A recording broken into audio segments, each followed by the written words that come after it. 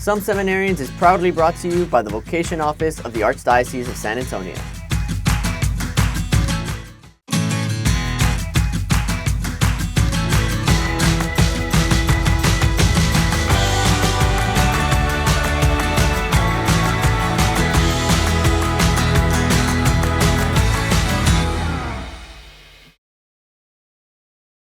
Welcome to Season 4 of Some Seminarians. I'm Luis De La Cruz. I'm Joseph Duque. I'm Deacon Evan Wittig. And today we'll be talking about the virtue of temperance, one of the 4 cardinal virtues. So just to start off, I'm going to give you the catechism definition is the moral virtue that moderates the attraction of pleasures and provides balance in the use of created goods. So it's all about balance in the universe. You may have one donut, not a dozen. fair. Don't be like Homer Simpson. Oh, yeah. Have you seen that meme? No. Well, he's like, I think he's in hell or something. And it's just like a machine that just keeps feeding him donut after donut after donut. I remember that episode where he's like just stuck and it's like a conveyor belt almost. Yeah. So, not like that. No. This is something else. No, but yeah, temperance is a super important virtue that I think is often overlooked because it's in our culture today, it's all about how much we can get. It's instant gratification culture. Yes. I mean, there's just like overabundance, overstimulation of just things that you can, like, I guess, satisfy your senses with. Like there's podcasts, there's TV shows, streaming services, Uber Eats, DoorDash, all these things that you can just, I want this now and I'll get it. So I think that temperance is very, very countercultural, especially today. Yeah. No, I agree. And you were just like on social media, because you brought that to mind. It even has like a neurological component to it. Mm-hmm. People, like TikTok is made in such a way that I used to have TikTok and I got rid of it because I realized how addictive it is and how hard it is to, in a sense, control how much time you spend with it. Because there would be a point where like, well, it's only about 8 seconds or I don't know how many seconds. There's a few seconds where you're on there. And then you could, if you don't like it, you can move to the next thing. So it got to, I remember one time when I had TikTok, I was bored and I just kept flipping it and I just kept flipping faster and faster and faster. I was like, why am I flipping so fast? Next thing you know, like 3 hours passed. Oh, that's exactly it. That's exactly. So I was like, okay, I need to make use of my time in a healthy way. And like you just wasted 3 hours of just sitting there, or even like for me, it would be one of the last things I would do before I fell asleep. And so I would just be there and then wake up in the morning really groggy, and I did it to myself. But there's that use of temperance versus its opposing the sin is gluttony. Yeah. That's a good point, Louis. The temperance can be not just what you're doing, if it's pleasure or eating or something like that, or watching TV, but also use of time, good balance in your use of time. If you spend all your time on TV, then your other parts of your life are suffering, So temperance, I think balance is good. Created things are to help us. They're not to be something that we're addicted to. So if we have any addiction at all, we need to pray for that virtue of temperance. Yeah, and I think that's important to make note of is like food and watching TV and listening to music or stuff like that isn't bad, isn't evil in itself, but we need to use them in the proper way.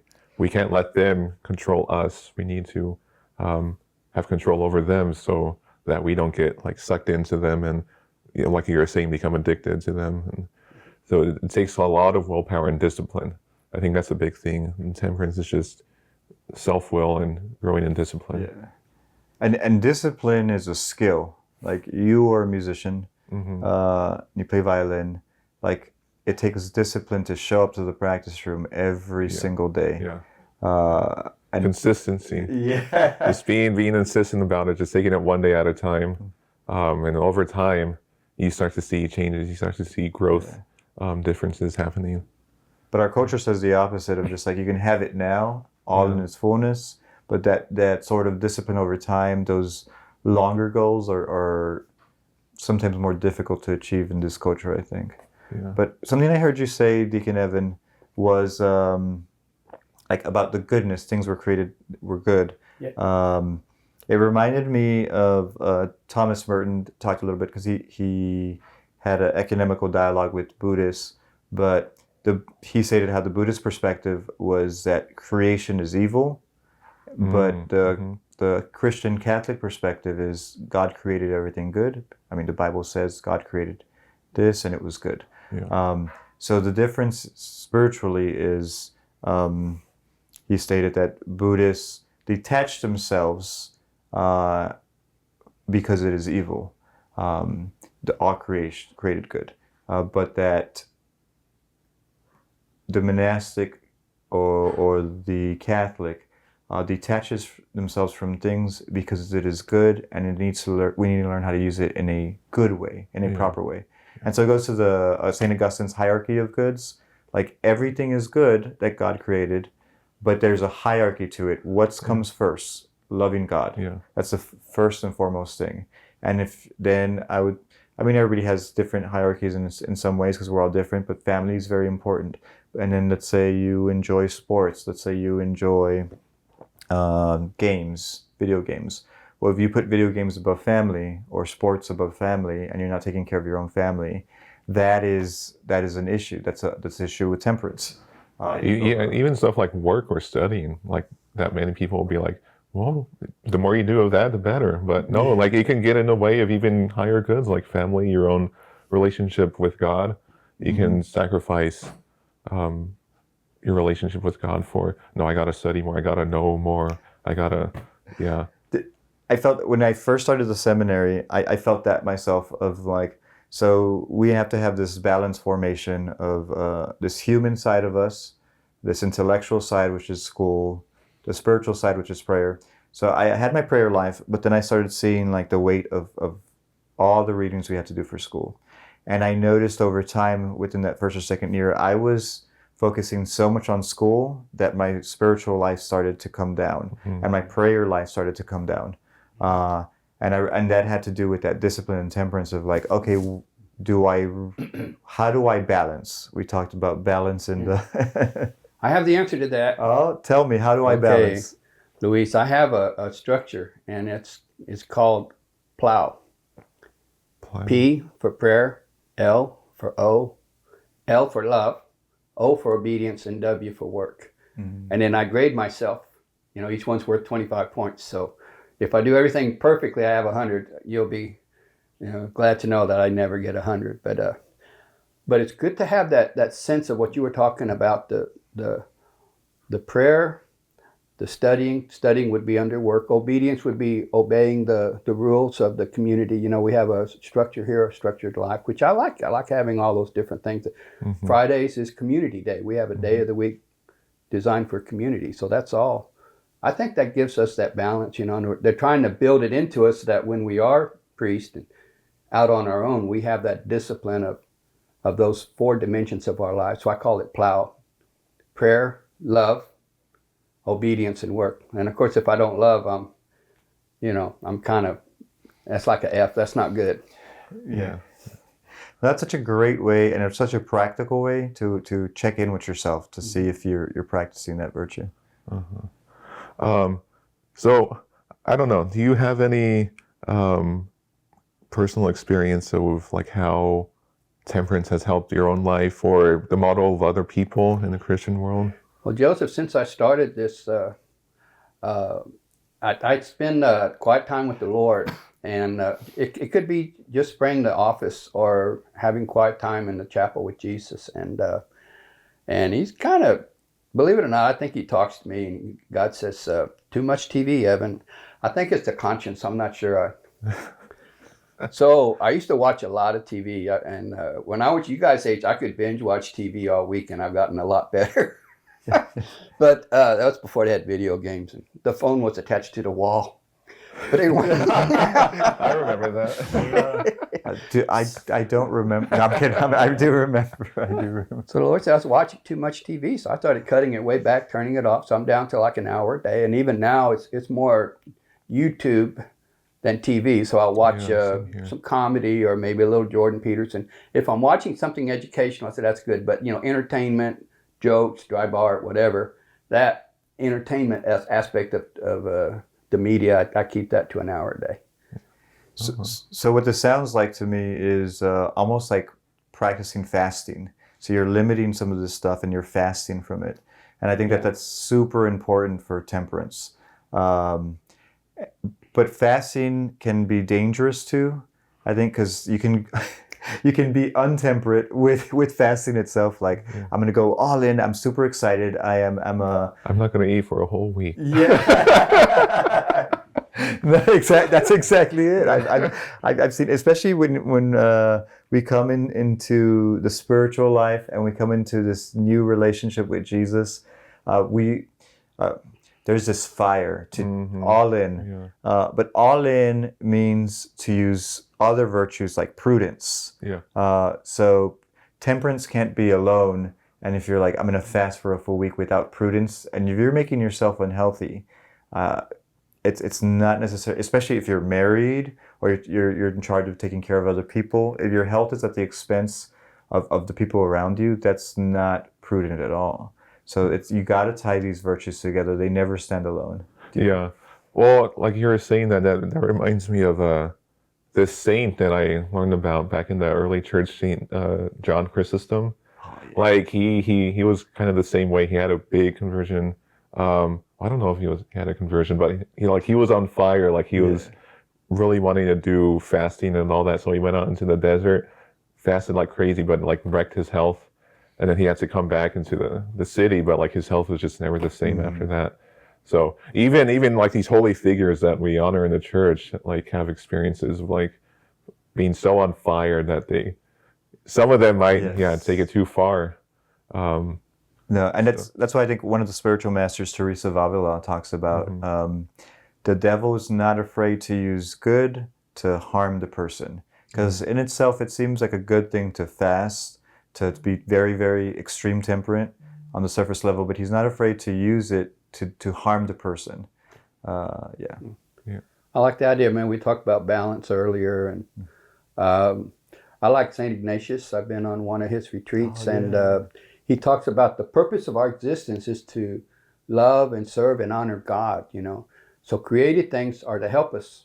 And so if fasting helps us, then we do it. But if we take it too far to where it's hurting us, then we need to actually maybe cut it out, And we need to be indifferent to created things. We can take them or leave them. We're not addicted to anything. And that way, even fasting, if it's not healthy, you need to be willing to give that up, or at least get back to where you're taking care of your body and giving your body what you need. Because, we are incarnational. God became a human being to show us how to be a human being. So we can use Jesus as our model. We know that he ate and drank. And I think one reason they ran out of wine because Jesus was there and his disciples drinking all the wine. And so Mary's going, they ran out of wine and it's all your fault, Jesus. And he goes, who, me? So anyway, that sense of balance, even in the spiritual life, it needs to be balanced with family and friends and relationships and things like that.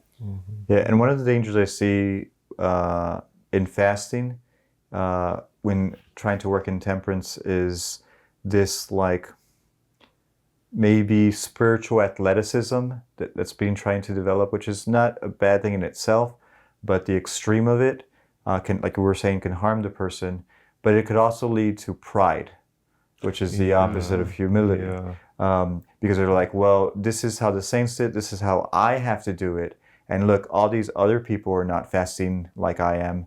And so that's a real danger, I think. That's so easy. Well, at least for me, it's like, I don't know, like on Ash Wednesday or Good Friday, and like days where you have to fast, and then just seeing, it's such an easy temptation to just see like non-Catholics, non-Christians be like, oh man, they're not fasting. Look at them. Look at me. I'm fasting.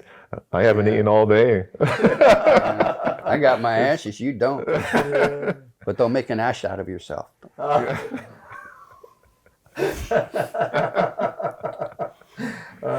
I had an interesting thing happen it was several years ago, and it was very profound, so I'll share it. So a lot of times you can do ashes after the Mass, and then they get their ashes, they leave. But liturgically, they say do it after the homily before the offertory. So we were doing it after the homily before the offertory, and I noticed I was giving people ashes, and they were leaving the church. And after I was finished with my group, I went up to the microphone. I says, please don't leave the Holy Mass. Stay for the Holy Mass, And I shared that with some people and said, well, you really shouldn't speak in anger. And I didn't think I was angry, but one of the guys that was there said, yep, you were loud. So the next day, God said something very strong to my heart. He said, Evan, you're no better than them. So we have to see ourselves as sinners. We're told to strive. We're here to strive for holiness. We're here to strive for sainthood. But we can't judge other people or think that we're better than other people. We have to maintain that humility. We will do more good for God with humility than we do with pride. I think if we're proud, we might do more harm than good. Yeah, I think another aspect of temperance is like we don't do it because we think we're better or we're like higher in the spiritual exercises than others, but we do it because we know we need to do it because we're not as good as we think we are, because we too often fall into intemperance, gluttony of just overusing things. So it can serve as a reminder to ourselves of just use this time, just take it easy, use things better, build more reliance and trust, dependence on God. Yeah, and guess going off of that, one of the classes I was taking in my spirituality classes that I really loved, we covered some of this stuff with temperance and fasting and what's the whole purpose within all that. And even seeing some of the desert fathers go into the desert and work on their temperance. And it's not that things are bad in itself, it's just that we can distract ourselves from the one thing that truly matters. And so the temperance is a way to slow down to the speed of listening to God's voice. And so we're listening to how God is speaking to us, because we can get other noises in there. And then it also strengthens us, I think, for more practicing temperance in small things, strengthens us for really difficult sins that we may struggle. So I like, for example, Christopher West, he has the whole... Theology of the body. Yeah. He with John Paul II, and he has one of the things that I found interesting when I used to teach theology of the body to teenagers. One of the things that Christopher West said was, if you can't say no to a bag of chips, do you think you're going to say no to temptations to sex before marriage? And so you got to practice in the small things so that you can build strength for the big things as well. So, Louis, what you're telling me now is I have to say no to a bag of chips? This is not fair. Let your conscience guide you, Deacon Evan. I'm going to get all beat up.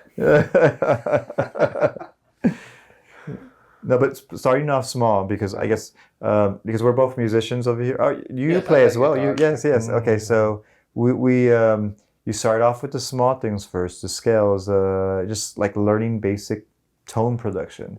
You don't jump into it, and little by little you start growing into this person, this musician. And I think that's how it is in the spiritual life. Yeah, I think like what all we've been talking about is just there's a I don't know how to say it. There's just a process of how to incorporate temperance more and more into your life. You got to have a plan, I guess. It's not something that you just like improvise as you go along. You got to know what you want to do and how to do it in a healthy way.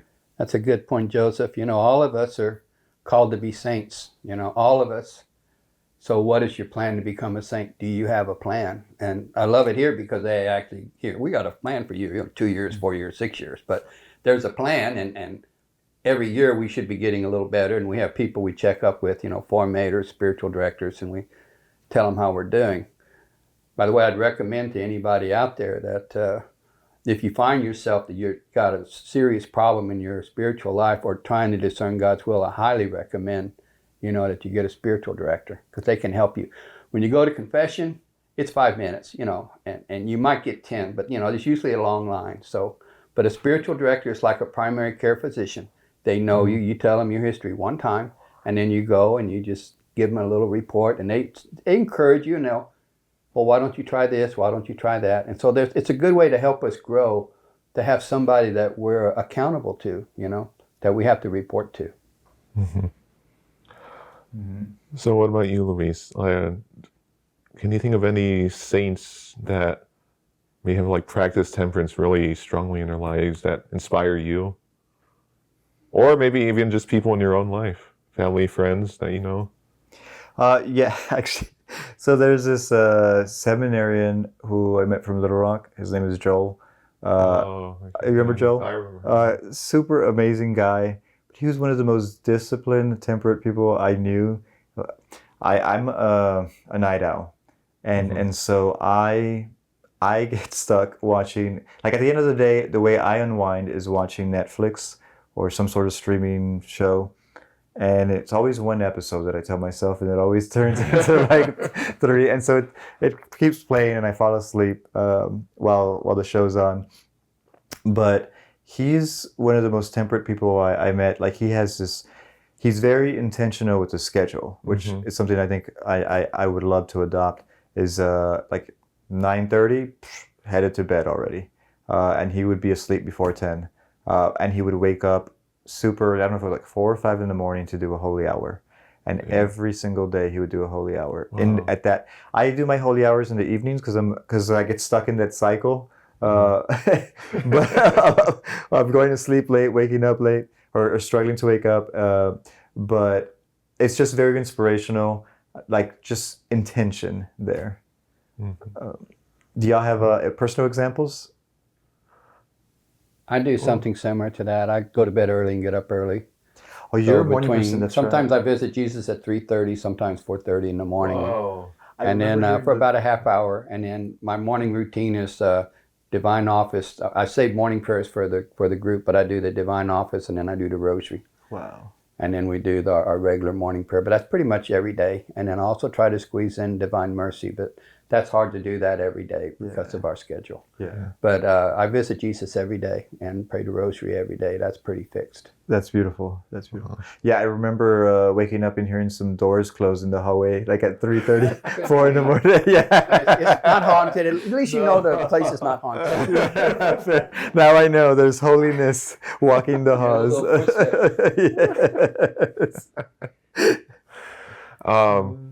I think for me, this is one saint that I always kind of go back to, because for me it's important to just be inspired by the lives of others. I agree. Technically, he's not a canonized saint yet. He's blessed only, but Carlo Acutis. Yeah, soon to be canonized. Yeah, I know. Temperance in his life, he died when he was only 15 years old, so he was your typical. Adolescent, young boy, very modern saint, and I say that because he played PlayStation. He liked the PlayStation, but he knew the temptation of just playing it all the time, having it just take over from other aspects of his life. So one thing that he did was he only allowed himself to play PlayStation 1 hour a week. Wow, a week. Yeah. Wow. Yeah, which is really impressive, and I don't know if I could say that for myself. But yeah, it's just so he's a saint. Yeah. It's just so impressive. Here we are. I don't know. This is probably in the early 2000s. So very close still to our times. This is not something that's ancient history of Middle Ages. This is something that can still be practiced here and now. Even young kids can do it. So it's possible for everyone. This is, I don't know, maybe some people listening be like, oh, I can't do this, it's too hard. No, it's God will give you the grace to do it. It's something that everyone can do it in their own way. You don't have to do it the same as other people. Find the way that you can practice temperance in your own life. Don't compare yourself to others. Just like, oh, they do this, they do it like this. I can't do that. Well, that's okay. Find your own way. That's so perfect because, I mean, the way a monastic monk is called to be temperate is way different than a married couple. It's like they can't operate under the same two ways of being in that virtue. But we're all called to holiness no matter what vocation we have in life. But I do want to address like maybe a danger that can come is because we were talking about we're all called to holiness and being disciplined and having just this structure to be able to enter. And I think that's very, very important because virtue doesn't appear just because I'm sitting here and I want it. You have to be intentional and you have to have a way to get there. But Merton would talk about, you can tell I like Merton, that oftentimes we have these secret checklists in us that like, okay, if I check this off, if I do this, maybe if I'm temperate here, then I can be a saint. But that's not how holiness operates. The way I come to understand it now is these boxes are the stance of least resistance to God's grace. So just because you check off these boxes doesn't mean that all of a sudden you're, okay, I'm perfect. But it is the path of least resistance to accepting grace, I believe. Yeah. That's a good point. And one thing you maybe ask yourself, once a year, I mean, January might be a good time when you make your resolutions. Am I a better person today than I was a year ago? Am I getting better? Am I moving towards my goal? And then that's where that kind of helps you. But then also be open to God's surprises, because I can plan my day and God has a big laugh out of that. And the same thing can happen in your spiritual life. You can have it all mapped out and then God has a surprise for you. So be ready for that. Amen. Yeah. And then just one final thought on that is like if you're moving towards your goal, what I've discovered, the best way to find that is look at your community and check in with them to see how you're moving. So if that's your spouse, your family, if it's living with other seminarians, they can tell you, and they will be the first to tell you if they enjoy being around you or not, or if like you're struggling with something, they'll check in with you, or check in with them. But check in with your community, whoever God has placed. Yeah. But no, thank you everybody out there for just sitting here with us and listening on this virtue of temperance. Please make sure to just follow us on social media on any of the platforms, and we're just happy to be here. Again, I am Luis De La Cruz. I'm Joseph Duque. Deacon Evan Wittig. And thank you for joining us on Season 4 of Some Seminarians. Take care, everyone. Bye. Bye.